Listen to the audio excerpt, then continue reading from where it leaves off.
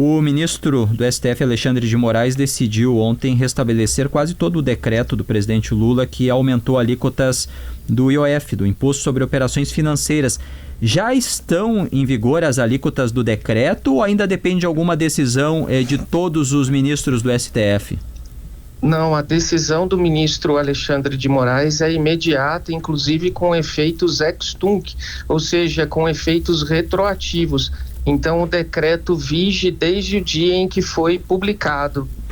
Então, ele preserva os atos que foram praticados com base no decreto antes e depois do decreto legislativo editado pelo Congresso Nacional. Vai ter cobrança retroativa, por exemplo, de quem fez compras internacionais? Não. Porque não é retroativa, porque o decreto já estava publicado e o próprio decreto legislativo também já se encontrava suspenso.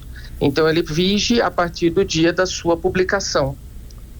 Bom, eu queria entender a justificativa, o argumento jurídico para que o ministro Alexandre de Moraes tenha entendido que o decreto é constitucional, mas tenha deixado uma parte fora.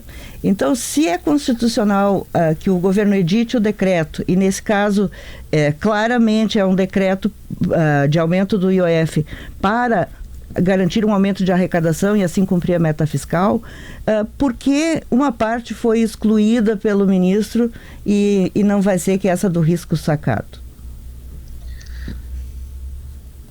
Pois bem, para esclarecer esse ponto, a gente precisa primeiro entender. A Constituição, no artigo 153, estabelece a competência do presidente da República para, por meio de decreto, calibrar com características extrafiscais a alíquota do IOF, inclusive especificando as operações financeiras sobre as quais ela incide efetivamente. Então, a partir dessa perspectiva e dos estudos elaborados pelo Ministério da Fazenda, foram propostas medidas de correção de distorções que foram apuradas, desequilíbrios nas operações que são análogas, umas com incidência e outras com não incidência. Mas dizer que o decreto é extrafiscal não significa que ele seja naturalmente neutro do ponto de vista da arrecadação. Esse incremento da arrecadação é um caráter secundário. O caráter primordial é essa da extrafiscalidade, de correção dessas distorções. Quais são as distorções, doutor Flávio?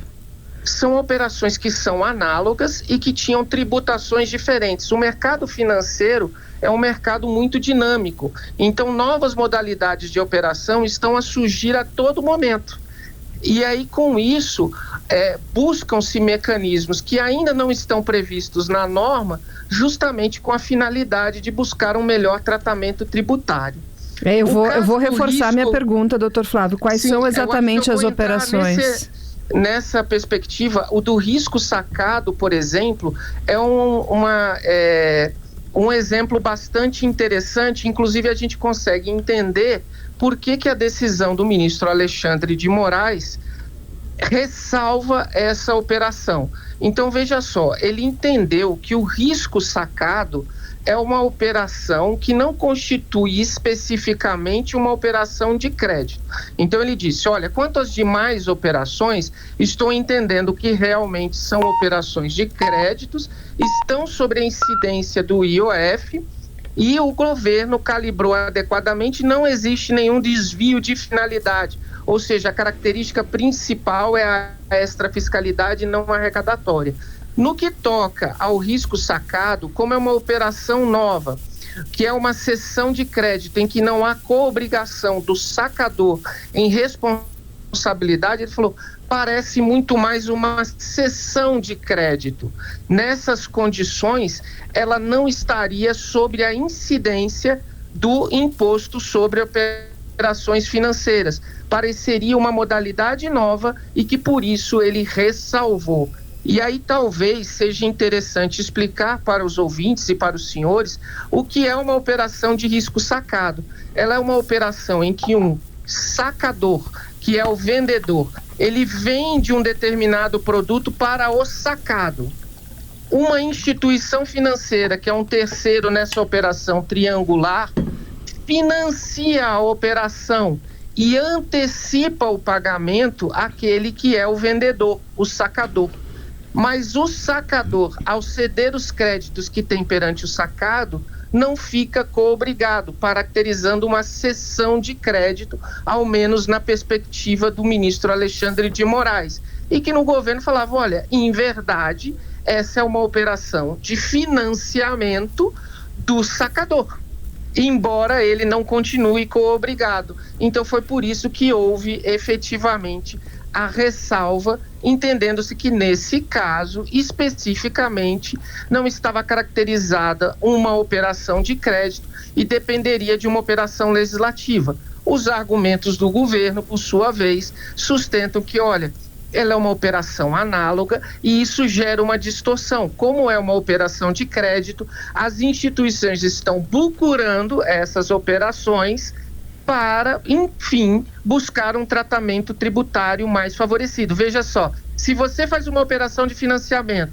tem uma que cobre IOF e uma que não cobre IOF, qual você busca? Efetivamente, você busca aquela que não tem IOF, porque vai ter custos mais baratos. Veja só, o governo também fez um acréscimo de taxação do IOF no FGBL. E justamente o tratamento tributário favorecido estava sendo buscado por essas operações. Eles estavam buscando investimentos de VGBL, não com uma característica de seguro, mas com uma característica tributária. Tanto que eram investimentos de mais de R$300 mil que estavam efetivamente sendo tributados pelo governo. Ou seja, a operação não era efetivamente de um seguro característico, mas era efetivamente a busca de um tratamento tributário favorecido. Esse tipo de distorção que o governo estava buscando corrigir e, por meio dele, secundariamente, buscava também incremento arrecadatório para as questões fiscais. Não sei se fiquei suficientemente claro, mas continuo à disposição dos senhores e das senhoras para esclarecer. Esse é um tema complexo mesmo, mas o que interessa lá no fim das contas para o usuário, vamos repetir aqui, o usuário de crédito, quer dizer, se eu comprar dólares para viajar, eu vou pagar um IOF maior. Se eu fizer uma operação, um empréstimo qualquer, eu vou pagar um IOF maior. Se eu gastar no exterior com cartão de crédito, eu vou pagar um IOF maior. Esse é o resumo da ópera. Sim, também como eu disse, o caráter extrafiscal dessas circunstâncias em operações de maior vulto estão efetivamente sob incidência de uma nova alíquota a partir da promulgação dos decretos editados pelo presidente da República. Mas é justamente a perspectiva de correção dessas distorções que era o objetivo primeiro do governo federal.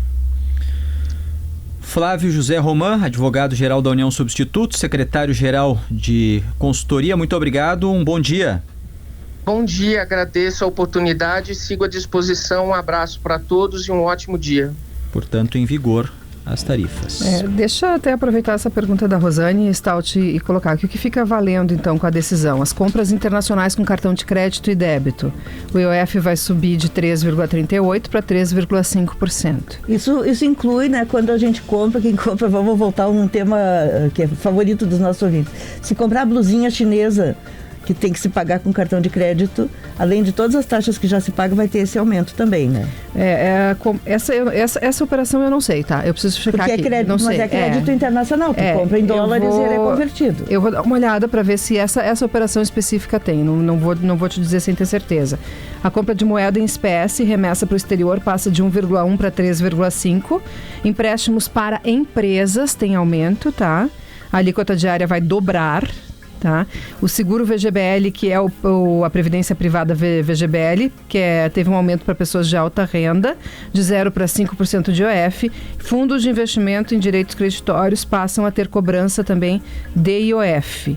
O que não vai valer, então, são essas operações de risco sacado, né, que ele explicou aqui, que a gente tem enfatizado que neste caso, Moraes entendeu que não tem incidência de IOF pela característica da operação e por isso não poderia ter, né, a aplicação do imposto.